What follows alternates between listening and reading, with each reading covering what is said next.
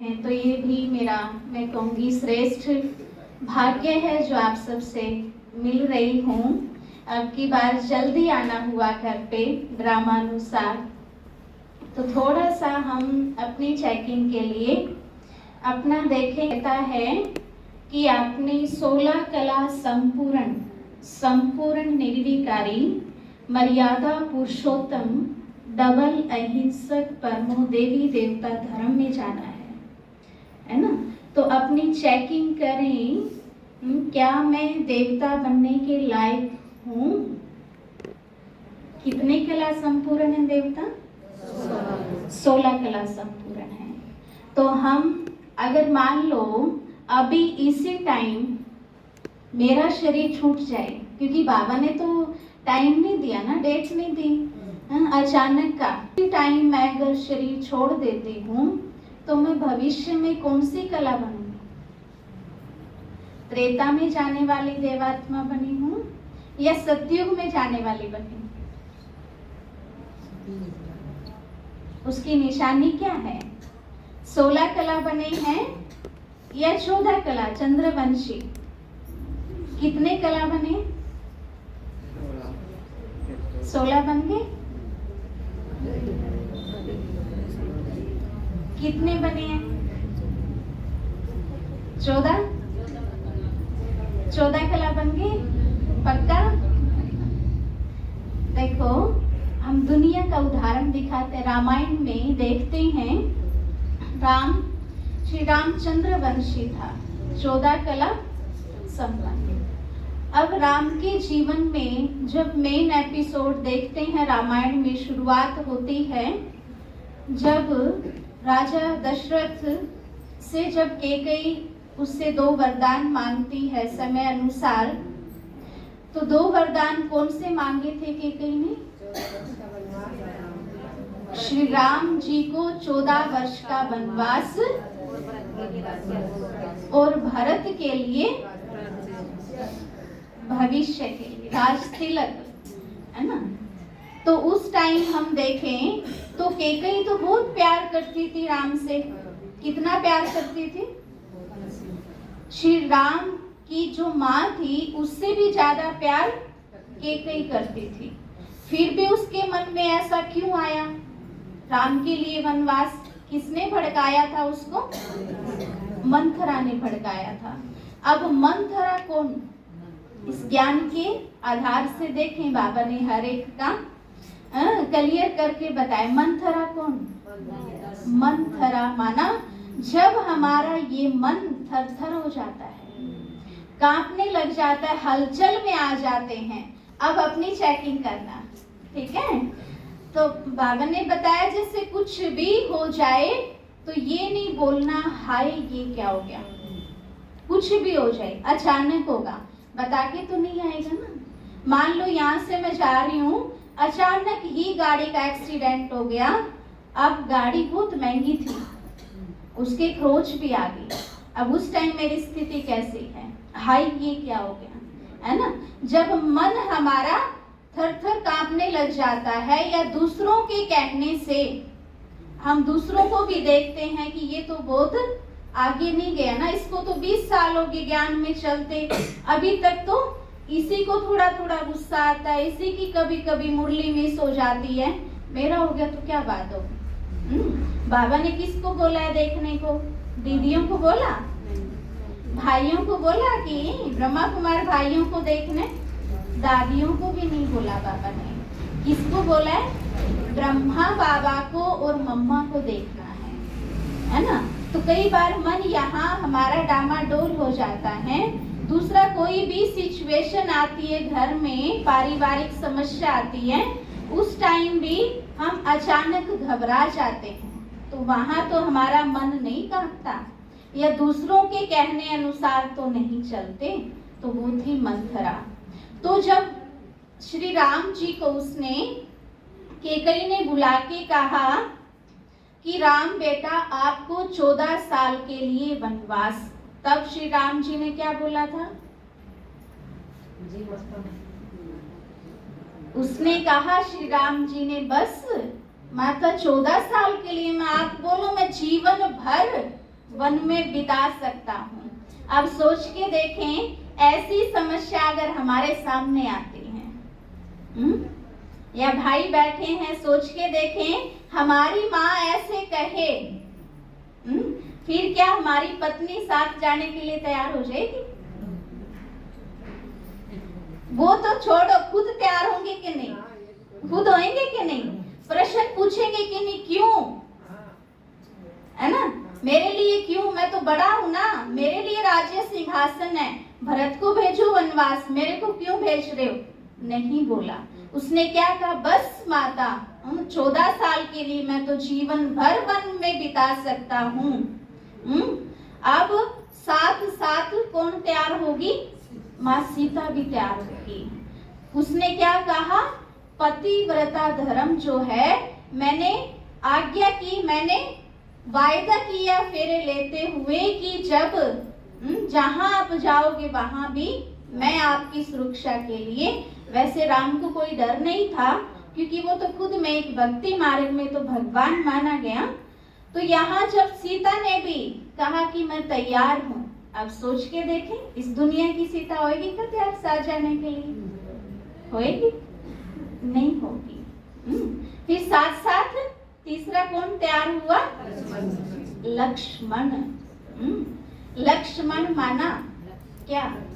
लक्ष्य, है ना, उसका लक्ष्य भी साथ था। तो अब यहाँ अपने प्रैक्टिकल जीवन में सोच के देखें, माता का वचन निभाने के लिए सिर्फ उसने एक संकल्प भी नहीं उठाया, क्यों, क्या होगा, कैसे होगा, ऐसा अचानक कैसे हो गया? तो अब सोच के देखें, हमारे सामने भी जब दीदियां या दादाजी कोई भी आपको सेवा के लिए कहीं भेजते हैं, कुछ कहते हैं, मन में प्रश्न उठता है कि नहीं? सोच के देखें। या हमें ये लगता है नहीं, ये काम करने से ना गलत हो सकता है।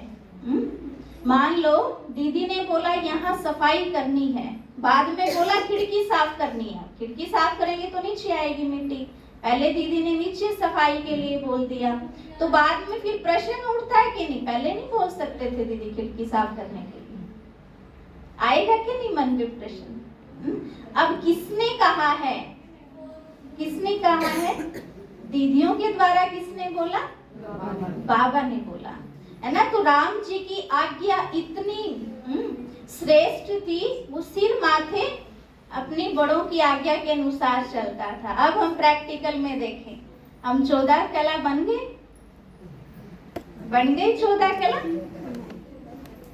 नहीं बने, है ना।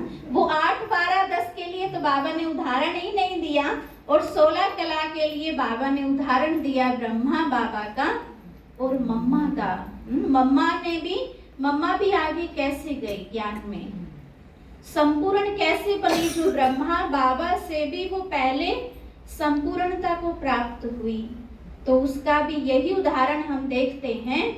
जी बाबा कहा उसने, जी हजूर कहा, हर घड़ी को अंतिम घड़ी समझा। तो हम भी अगर इस ज्ञान मार्ग में आगे बढ़ते हैं तो उसका पहला यही कहेंगे कि सबसे पहले जी हाँ करना है, हाँ जी बाबा करना है। जो भी बड़ों ने कहा, जो दीदियों ने कहा, जो भाइयों ने कहा, और घर में भी सबकी दुआएं लेनी है। यानी कि हम संपूर्ण बन रहे हैं, घर वाले जाओ साइड में नहीं। बाबा ने कहा ये दुआएं ही आगे बढ़ाने के निमित्त बनती है, दुआएं लिफ्ट का काम करती है। आपने सबको खुश करना है। जब कोई अगर मेरे से एक भी नाराज है तो वो भी हिसाब जुड़ जाएगा, और कोई भी पेपर आता है तो उसके लिए हिसाब ना समझें। कुछ भी हमारे जीवन में समस्या आती है वो परीक्षा समझें, और जब परीक्षा में पास हो जाते हैं, हिसाब किताब में तो मन में प्रश्न आएगा कि मेरे साथ ही ऐसा हिसाब किताब क्यों, मेरे साथ ही होना था ये, किसी और के साथ क्यों नहीं हो। तो हर समस्या को हम परीक्षा समझें, क्योंकि मेरे मायने में तो, क्योंकि जब ब्राह्मण बन गए तो हिसाब किताब छुट्टू हो गया। जब ब्राह्मण बनने के बाद भी कोई समस्या आती है तो वो परीक्षा के रूप में ही आती है, क्योंकि बाबा कहता है मुझे देवता बनाना है। आज हम दुनिया में एक मटका भी लेते हैं तो उसको कितनी बार बजा के देखते हैं, और बाबा ने तो संपूर्ण राज्य सिंहासन सौंपना है, तो राज्य सिंहासन को चलाएंगे कैसे? अगर हमारे में एक भी कमी रह गई तो वो भी डामाडोल हो जाएगा सिंहासन। तो बाबा 16 कला संपूर्ण बनाने के लिए आया है। उसके लिए मेन सब्जेक्ट कौन सा बाबा कहता है? किस पे ज्यादा अटेंशन देना है? पहले है ज्ञान। ज्ञान तो समझ आ गया, ब्राह्मण बच्चों को सबको ज्ञान है, और मुरली में तो बाबा रोज ज्ञान दे ही देता है, कोई कमी नहीं छोड़ता, है ना। दूसरा बाबा कहता है योग के ऊपर, है ना। योग भी बाबा ने सहज बताया कि याद करना है। योग तो दुनिया में भी बोलते हैं मुश्किल भी लगता है, यहाँ बाबा कहते हैं याद करना है। और याद कैसे करना है? क्या तरीका बताया बाबा ने याद करने का? कर्म करते हुए याद करना। कैसे याद करना है? जो रोज बाबा कहता है मुरली में बाबा रोज उस पॉइंट को रिपीट करते हैं। बाबा ने बोला है अपने को आत्मा समझ मुझे याद करो, है ना। अब अकेला आत्मा समझेंगे मैं आत्मा हूँ, मैं आत्मा हूँ, उससे पहले तोड़ने के लिए भी बाबा ने बोला है ना। क्या तोड़ना है? देह के संबंध, देह की जो भी चीजें इससे जुड़ी हुई हैं उन सब को भूलना है, और अपने को आत्मा समझ के फिर याद करना है। फिर पाप कटेंगे, फिर विक्रम विनाश होंगे। उसका तरीका भी आप अपने जीवन में देखना कि मेरे विक्रम विनाश हो रहे हैं या और बढ़ रहे हैं। उसकी निशानी है आप बहुत शांत रहोगे। कोई भी समस्या आएगी घबराओगे नहीं, अचानक कुछ भी हो जाए हाय मुख से नहीं निकलेगा। क्यों नहीं आएगा? क्यों क्या के प्रश्न खत्म हो जाएंगे। और जब आप योग में बैठोगे तो योग में से उठने का मन नहीं करेगा, बार बार बातचीत करने का मन नहीं करेगा, शांति में रहने का मन करेगा। तो वो है हमारी आत्मिक स्थिति, जो बार बार कहता है बाबा आत्मा का अभ्यास पक्का करो। मैं कौन हूँ? गुस्सा क्यों आता है? क्यों आता है गुस्सा? जब हम भूल जाते हैं कि मैं आत्मा हूँ। मैंपन क्यों आता है? मेरा नाम क्यों नहीं, मेरा मान क्यों नहीं, मेरा शान क्यों नहीं? क्योंकि जब हम मैं को, असली मैं को जब भूल जाते हैं तो असली मैं कौन हूँ? मैं अकेली आत्मा नहीं हूँ। कौन सी आत्मा हूँ? बाबा ने बहुत सारे सम्मान दिए हैं। कौन सी आत्मा हूँ? पहले तो मैं शांत आत्मा हूँ। पहले अपनी कर्मेंद्रियों को भी शांत, मन बुद्धि को भी शांत, फिर कोई भी हम स्वमान का अभ्यास कर सकते हैं।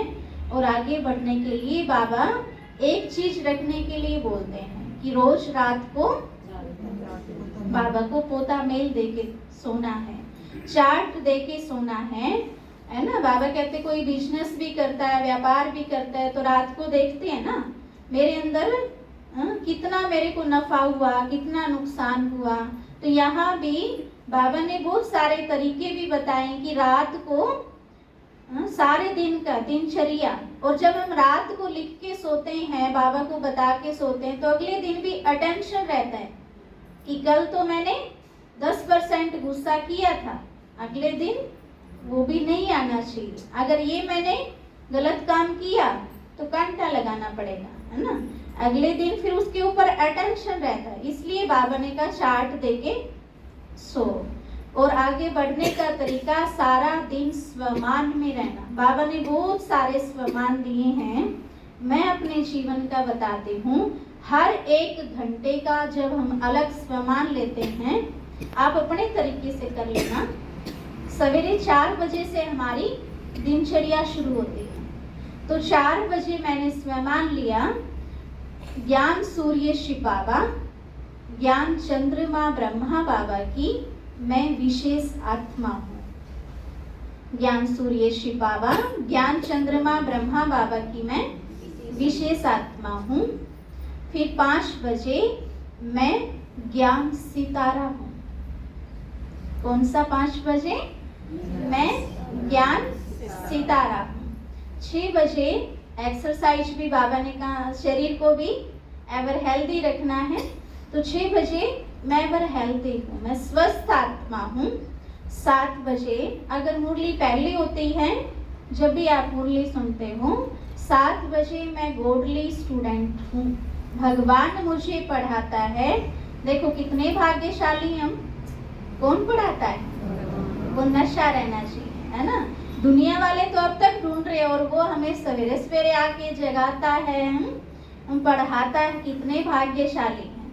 7 बजे मैं गॉडली स्टूडेंट हूँ। 8 बजे मैं मास्टर सर्वशक्तिवान हूँ। शक्तियाँ कितनी होती हैं? 8। तो मैं मास्टर सर्वशक्तिवान आत्मा हूँ। 9 बजे मैं खुशबू देने वाली रूहे गुलाब हूँ। मैं खुशबू देने वाली खुशबूदार रूहे गुलाब हूँ। और 10 बजे मैं परमात्मा पिता की छत्र छाया के नीचे हूँ, काम करते हुए परमात्मा पिता की छत्र छाया के नीचे हूँ। और 11 बजे मैं बाप दादा के साथ हूँ।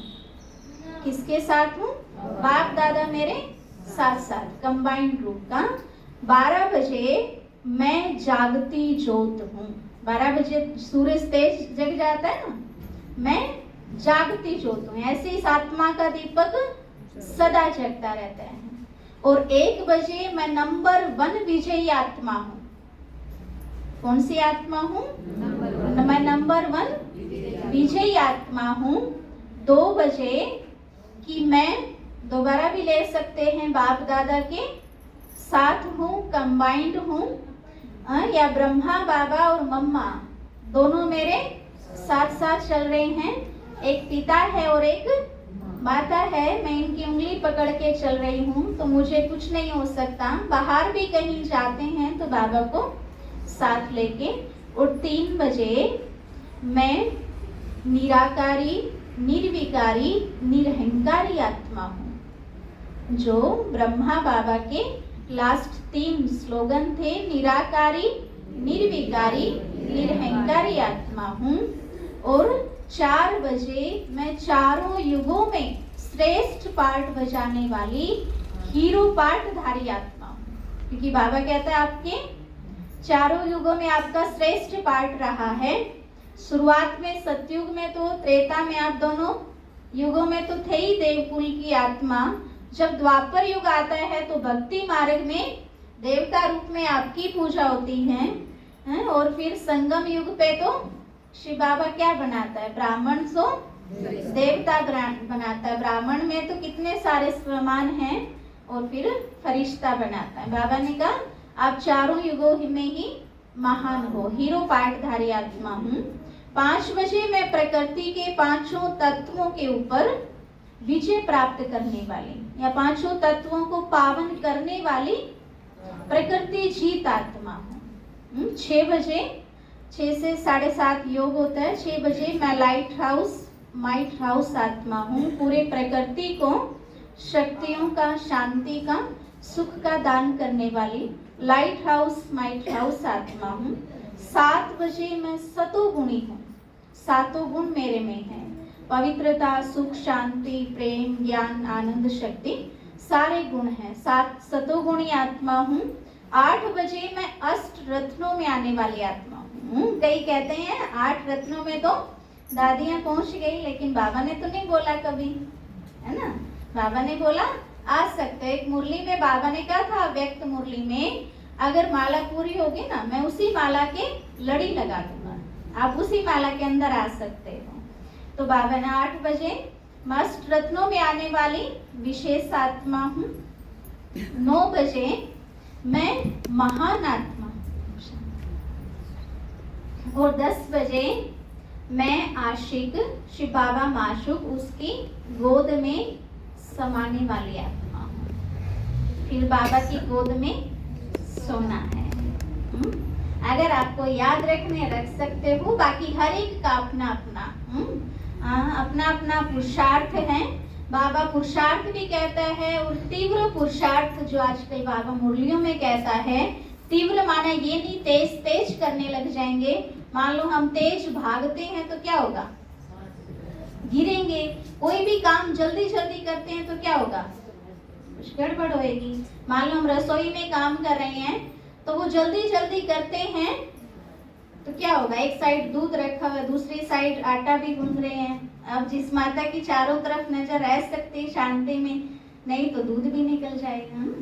तो यहाँ बाबा ने ये तेज तेज नहीं बोला पुरुषार्थ, तीव्र का मतलब है हमेशा, है ना, जो निरंतर बाबा की याद रहे, हमेशा बीच में टाइम वेस्ट ना जाए, नेगेटिव में ना जाए।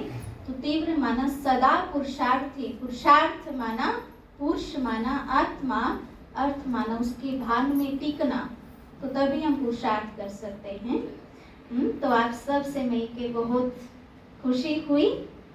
ओम शांति।